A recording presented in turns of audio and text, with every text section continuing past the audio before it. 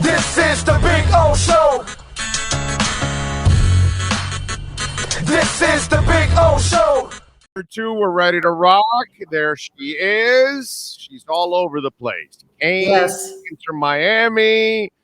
She is Michelle Kaufman. Make sure you subscribe to the Miami Herald like I do and support our local journalists who do a great job of covering all of our sports. And Michelle, you've done a lot of suffering on the InterMiami beat, so I was really happy that you got some entertainment and some excitement out of the wins, seeing some happy faces after a game in the Miami University of Miami run to the Elite Eight, which was so unexpected.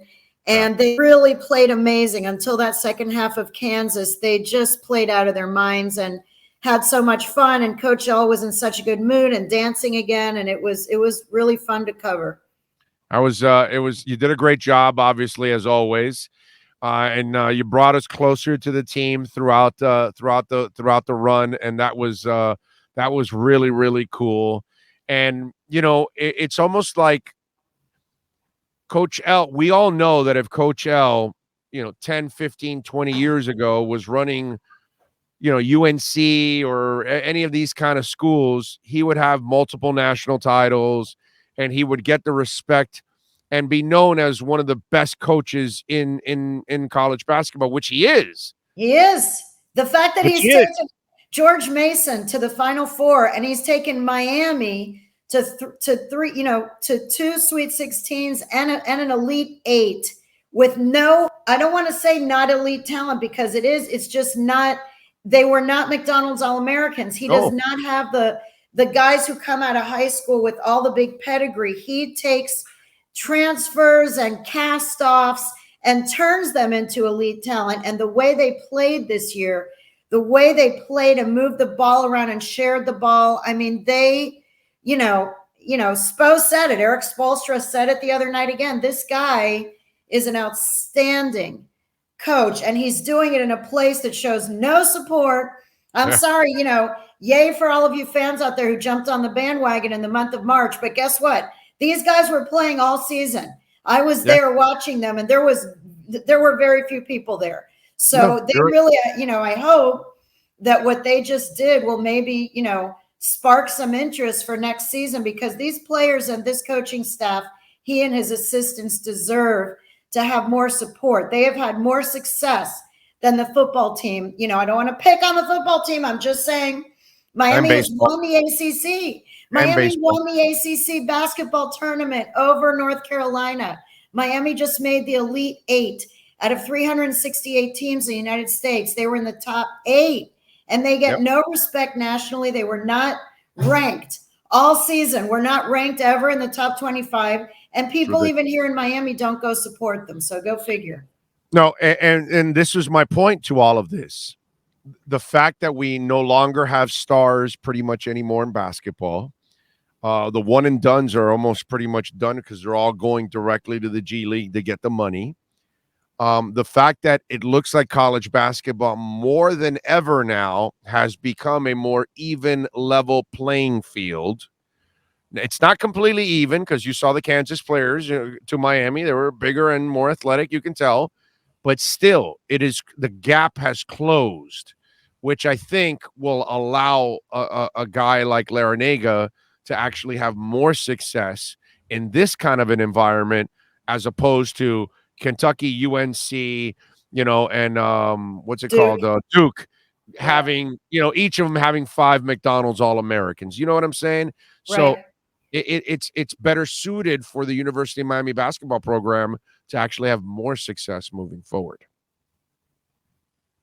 Yes, I agree. I mean, it's changed. The transfer portal has made a huge difference this year. To be honest, Charlie Moore, he's the reason that this team did what it did. He is the reason that Cam McGusty, he's a big reason that Cam McGusty and Isaiah Wong and Jordan Miller played the way they did, because his passes, Jordan Miller would be standing under the basket and Charlie Moore is driving, and the defenders think that he's going to either shoot or drive. And in the last split second, he passes to Jordan Miller, tosses up a little tiny layup, and boom, 2 points. Charlie Miller had incredible vision, incredible passing. made everybody around him better. I mean, he was an incredible addition to this team through the transfer portal, and Jordan Miller too. Both of them ended up being starters and were fantastic. And so, Coach L right now and his staff are searching, getting ready for the next group of transfers to find a new point guard and to find another big man to replace Sam Wardenberg. Yeah. Wow. What a just amazing. And Charlie's just his mind, you can tell he's just a great point guard. The vision, the intelligence is just awesome when you have those kind of guys. You see it with the Heat when Kyle Lowry's running the offense. It's just a completely different offense than when all the other guys do it. They can get by, but there's nothing like Kyle, how he really can set everybody up and his vision and all of that. It's just, you can tell Moore is the same kind of dude. That's why he called him the Chris Paul of their team, because yes. That's what he is. He's exactly that at the college level. All right. So we talked about the good. Let's talk about the ugly now. And that is the InterMiami squad that, I don't know, they couldn't score with a fistful of dollars in a brothel. So I could use a better term. I want to use the other term with the W, but I'll go with brothel. Wow. I mean, what is going on? I almost feel like this is another one of those seasons where you'll get a little window during the year where they'll play for a few games well because they're young and they'll figure out, but it's just not going to be a really good team. I just don't see closers on here. I don't see people that can finish. And Higuain, oh my God, it's just like, it's like he forgot to finish the second he crossed the pond. I don't get it. It's just weird, man. I know. It's depressing, really, to cover. It's we're objective. Where I'm covering these games, and my job is just to cover the games. But it's tough when you're covering. It's fun when you're covering a team that's winning and everybody's in a good mood. And then when you're covering a team that's played 4 games and still has not won a single game this year, and they've only scored 2 goals. They've only the 2 goals they scored was in a 5-1 loss and a 3-1 loss. That's it. So yeah, the team has been struggling for sure. We just talked to Phil Neville 2 days ago on Tuesday. It's been tough. He claims that they're looking better in practice. They're going to get some guys back from international duty, but see, these guys have been gone now. Yedlin has been gone. Damian Lowe has been gone. Quinteros has been gone. Ascona was gone. Mabika was gone. He was playing with Zambia, I think. So they had 5 players gone for 2 weeks who have not been in training. They're all flying back in today. I think Mabika already got in, but the other 4 are flying in today, and then they'll be able to train tomorrow. But in the meantime, Breck Shea is out for 6 to 8 weeks with an injury. Kieran Gibbs is out also. Again, he was out. He was back like 1 game, and now he's out again. So the left back position is still pretty shaky. They don't have much depth there. It's really tough. The one part I do think that Nick Marsman is on the cusp of coming back at goalkeeper. He's been out. He has not played since October. But he played for the reserve team, the other day, and apparently did very well and is just super hungry to get back out there. And he's a real leader in the back and all that. But as far as scoring goes, they need, like you said, Higuain, this guy, when you watch the highlight reels of him, we've talked about this when they first signed him, Orlando, a couple years ago, and you and I spoke, and we said, they need the assassin in the box. They need a guy with some attitude, a guy who's a little bit selfish, who's going to want the ball, and he's going to want to shoot, he's going to want to score. They got a guy like that, and if you watch all the videos of him in Juventus and Real Madrid, everywhere else, he's a finisher. But here, he has not been, and he keeps dropping further and further back into the attack. And, he's still not playing high up, which is where Phil really wanted him to play. And then Campana is, he had the one goal. Huh? He had the one goal. He has the one goal. Robbie Robinson is coming back. He also was out. I know. You have your head in your hand with Robbie Robinson. I know. I like Ariel Lassiter. I think I have some hope in him. He's really fast, and he seems to be maybe one of their best hopes. I keep hearing about Bryce Duke, that he's another one who could bring a lot of energy, and he hasn't really had a chance to show anything yet. He's supposed to be a very dynamic player. For a All I lack of know a is they better have for a lack of a better term, we need a son of a bitch. Yeah. We need a son Ruthless. of I a mean, bitch, bro. Phil keeps Yeah. using the word ruthless. We need somebody ruthless. Ruthless, Cerna and they're was not ruthless. They're Cerna not was ruthless. ruthless, bro. Ruthless. Yes. He would run through you like a truck if he had to in order to score. You know, it's just I don't see it. And that's our and listen, I can't expect a young kid like some of these guys that you just mentioned to become Diego Cerna or Lassiter or anybody like that. By the way, Higuain reminds me a lot of Lassiter, that he requires an exceptional 10 to really place it in a spot that can really say. The problem I see with Higuain is that he gets the ball and he still has to make a play to set himself up to get the kickoff. I don't think he's that player anymore. I don't think he's fast enough for that. So he needs to be attacking and somebody setting him up where he's directly finishing the play. Yeah, And he that's needs service. another thing that we lack. He needs room service. He needs room service on a silver platter, you know. Yes. And they have a tough stretch. He needs a Pibe to set him up and let him. Let's bring in Pibe out of retirement. Listen, they have a tough stretch coming up. This Houston game Saturday is really, really huge, because this is a game that on paper, and we know the sports is not, because I would have told you Cincinnati, a team that they beat 5-1, they would have had a good chance to win that game, and they lost 3-1. But after this game against Houston Saturday, which is at least at home, okay, they play at Seattle. They play New England first. They play New England here, right, which is always a tough out. We know what happened last year with them. They have New England here, then they have at Seattle, then they have Atlanta, and then at New England, and then Charlotte, you know, a winnable game, but that's 5 games away. So, you know, we're talking about in the first 10 games, they need to win this Houston game for many reasons. They need to win a game to gain some confidence, to get the, you know, to rally the fan base, but also for themselves, just to gain some confidence. Like, we can win a game in this league. You know, right now they have to be wondering, because they've had 4 games and they haven't won yet. And it's, I'm sure it's extremely frustrating and disappointed for them. And, you know, everyone that I spoke to from them, they say that they're the leaders of the team are speaking out. The practices have been very intense. They've been working. One thing that will please you is Phil said that because most of those guys who are international duty were defenders, he joked that Christopher McVay has been playing 1-on-12 for the last 2 weeks. He said that because they haven't had many defenders in camp, all of the work has been on offense and the attack.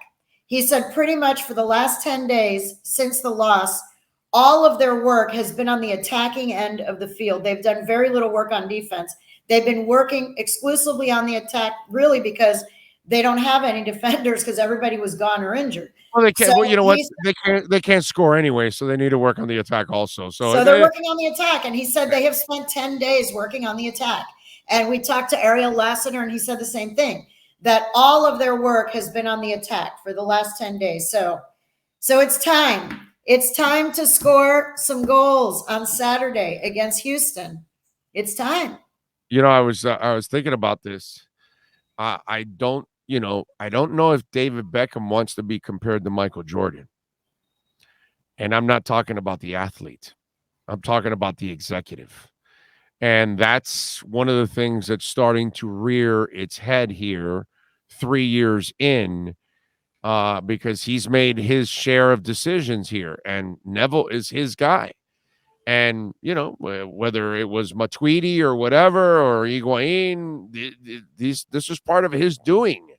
You know what I'm saying? So this is also becoming, you know, I hope they're going to allow Chris Henderson to do his job, because he's the only one that I would trust to do the job.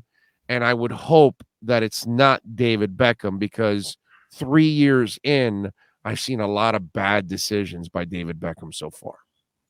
Yeah, well, it's difficult to go from player to, there aren't that many examples of people who've gone from player to owner, front office, and done great. So the Jerry it's really, West, the Jerry it West, seems and the Ozzie Newsomes are rare, man. it's very rare. It's a whole different thing. Being a player and being an owner, but I do think that they give. I mean, from everything I've been told, even behind the scenes, off the record, whatever, they are giving Chris Henderson, full freedom. I mean, he is having full freedom, but he picked these guys that are out there now, and they need to come together and they need to start scoring. I mean, it's tough because they've all it's like a brand new team this year. By the way, this is not. I'm not saying this as a comparison with Phil Neville.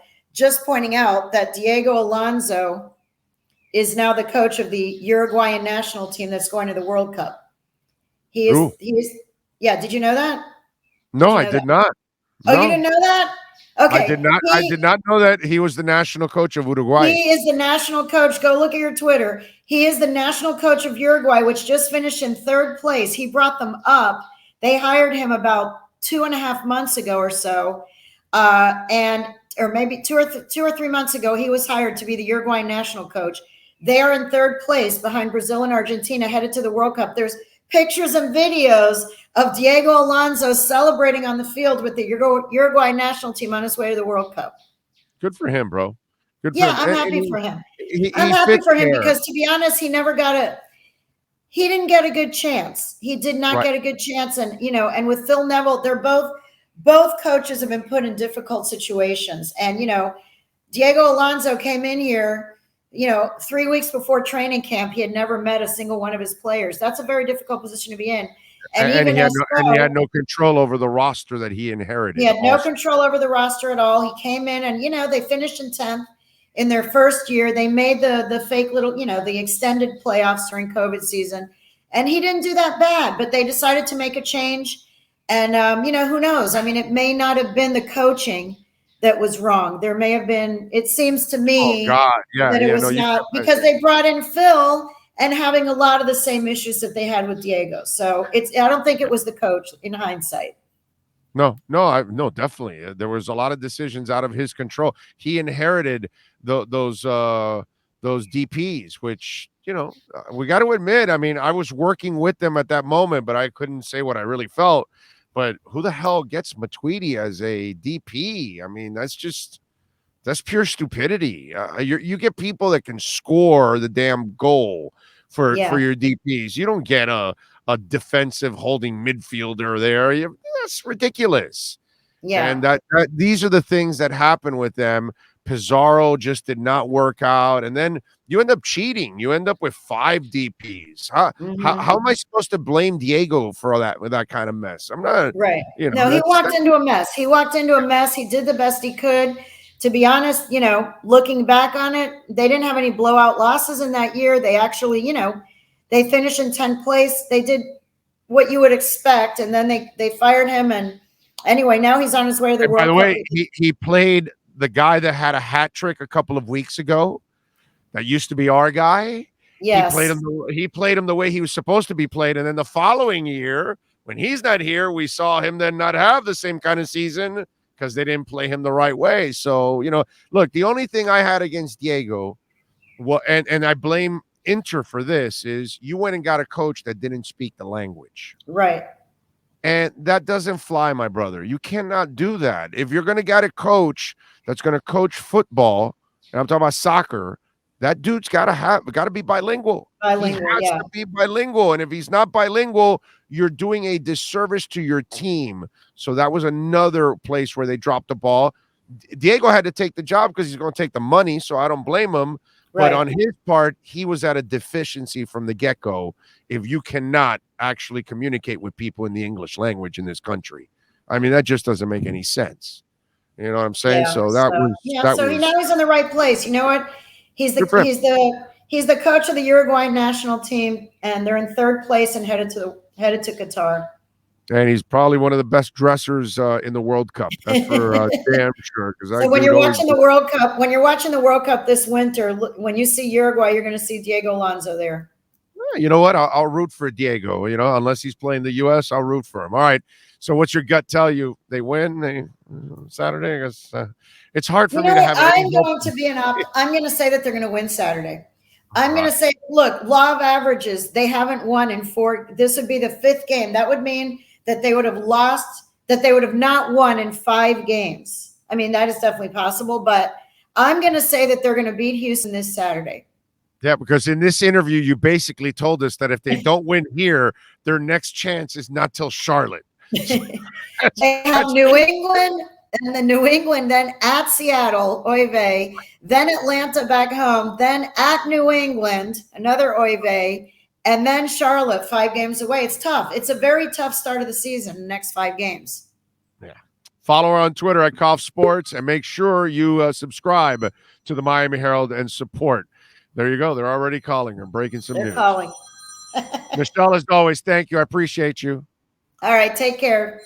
You got it. There you go. The great Michelle Kaufman talking a little InterMiami football. We love that. All right. What else?